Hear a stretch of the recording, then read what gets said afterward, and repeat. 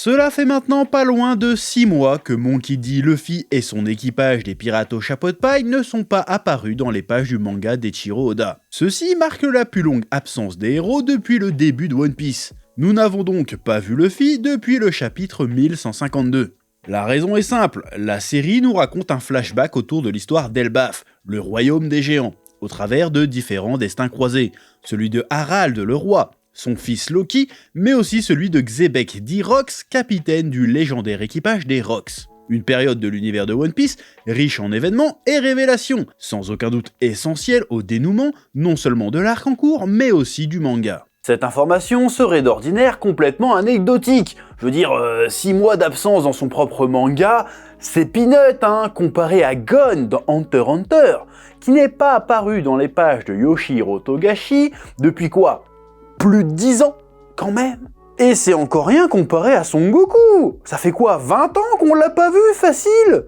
Oui, ne me parle pas de l'usurpateur qu'il y a dans Dragon Ball Daima ou Dragon Ball Super. Ah, c'est pas Goku, ça. Donc on l'a pas vu. La ferme. Chut. Bref, comme je le disais, l'absence prolongée de Luffy serait normalement, d'ordinaire, complètement anecdotique. Ce ferait juste un petit trivia à balancer sur les réseaux le temps d'un post, histoire de créer un petit peu de discussion autour de l'animé et du manga. Sauf que justement, au cours de ces discussions triviales, un sentiment étrange a semblé émerger, un sentiment partagé par pas mal de monde, dont moi. Et c'est de ça qu'on va causer aujourd'hui. Oui. Mais avant, un petit instant passion s'impose. Oui. C'est l'instant passion. Ouh, je vais te voler tes données. Sauf si tu utilises CyberGhost VPN, bien sûr.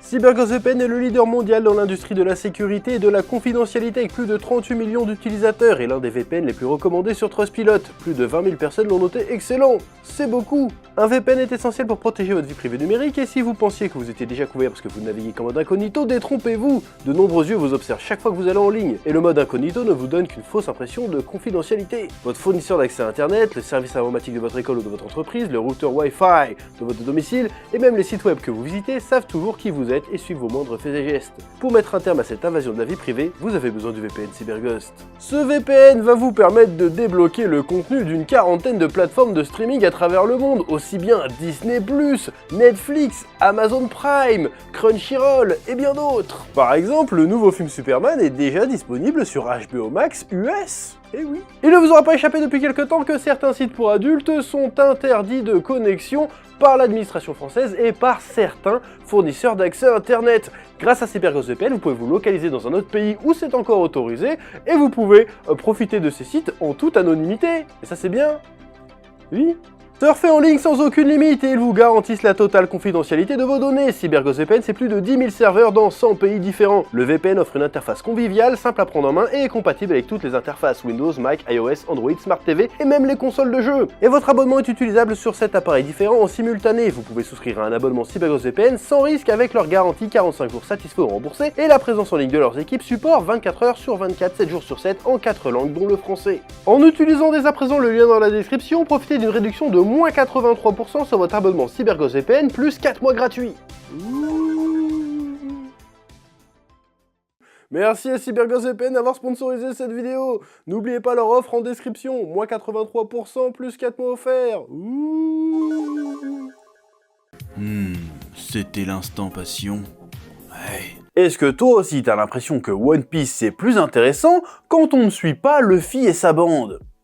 Ouais, hein, ça te le fait aussi, et ça a l'air d'être un sentiment qui est pas mal partagé. Mais attention, on parle bien ici de sentiments, d'impressions. Ça n'en fait pas une vérité absolue. Mais je me suis dit que ça pourrait être intéressant d'essayer de comprendre d'où vient ce sentiment. Et je pense qu'il y a plusieurs raisons à ça. Raisons que je vais tenter d'exposer.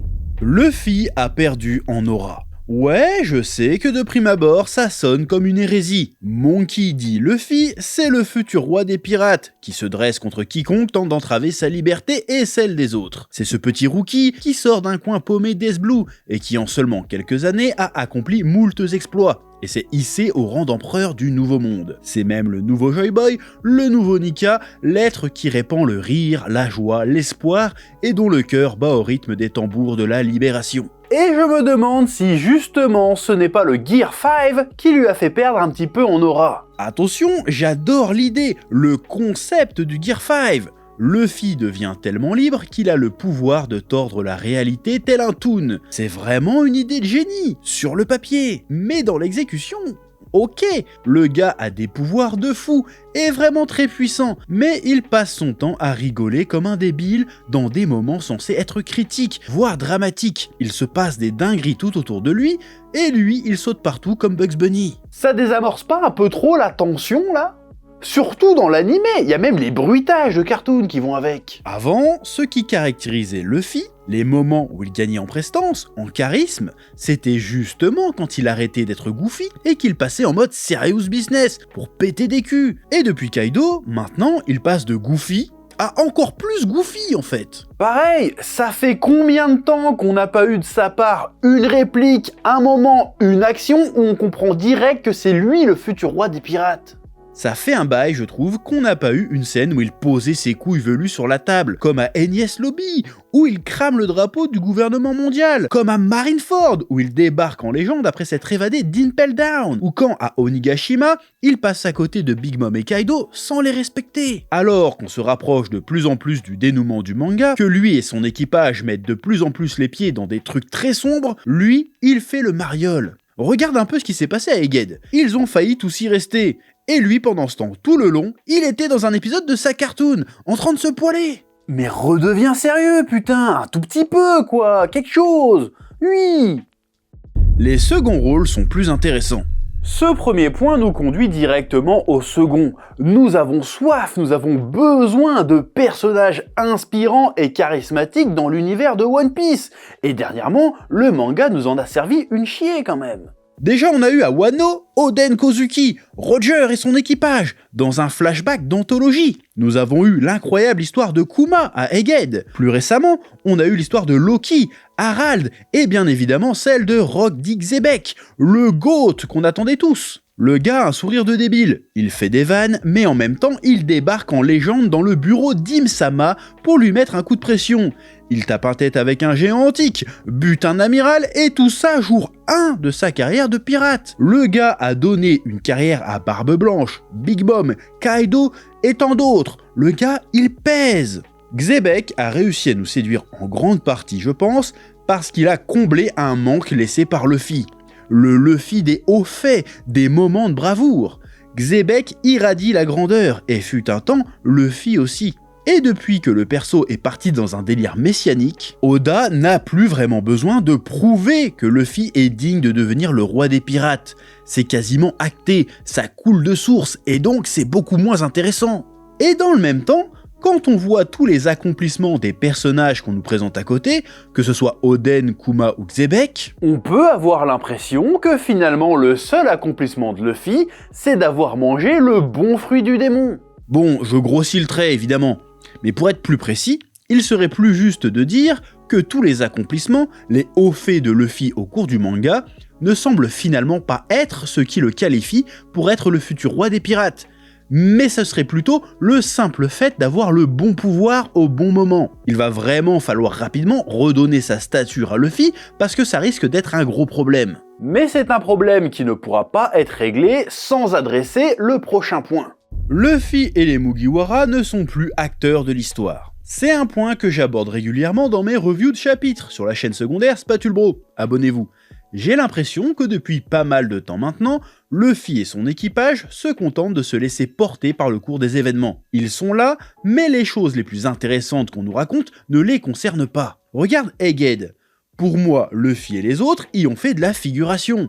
Les stars c'était Bonnet, Kuma et Vegapunk, qui devaient régler leur bif avec Saturne et Kizaru. Luffy et sa bande sont là que pour servir un objectif précis, mais ils n'ont pas de raison personnelle d'être là. Les événements d'Egghead ne les font pas avancer en tant que personnages. Plus grave encore, dans cet arc, Vegapunk balance des révélations de fou, et les chapeaux de paille n'en ont rien à branler. C'est comme si ça ne les concernait pas du tout. Rebelote avec ce fameux flashback d'Elbaf ou de God Valley. Luffy n'a absolument aucune putain d'idée de tout ce qu'on nous a raconté. On en sait plus que le héros, et pas qu'un peu en plus. C'est un problème, parce qu'à part le fait que Luffy égale Nika égale Joy Boy, putain mais en quoi tout ce qu'il se passe autour le concerne en fait. L'histoire de One Piece repose en très grande partie sur le mystère. Le mystère du One Piece, bien sûr, du siècle oublié, et plein d'autres.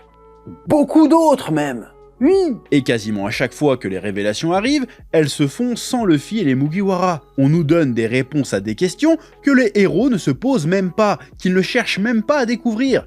Ils ne font rien pour les obtenir, ces réponses. C'est bizarre de ouf de faire ça comme ça. Du coup, nous, en tant que lecteurs qui suivent le bousin depuis 25 piges, ce qui nous intéresse le plus, c'est les révélations sur les questions qu'on se pose depuis 2 décennies.